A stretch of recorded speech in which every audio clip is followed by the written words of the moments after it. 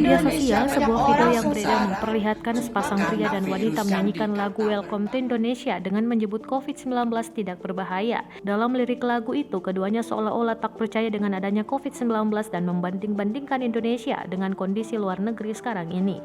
Lantas, mayoritas warganet banyak yang mengecam atas lirik yang dinyanyikan. Usai mendapat banyak kecaman dari warganet, pasangan itu menghapus videonya saat bernyanyi. Meski sudah dihapus, video mereka sudah terlanjur beredar luas di media sosial.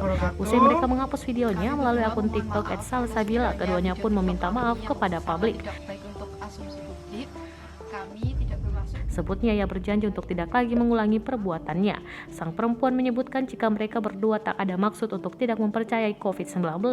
Lebih lanjut, wanita tersebut mengaku teledor merangkai kata-kata dalam lirik lagu yang dinyanyikan. Selain itu, keduanya juga berjanji akan lebih bijak dalam bermedia sosial.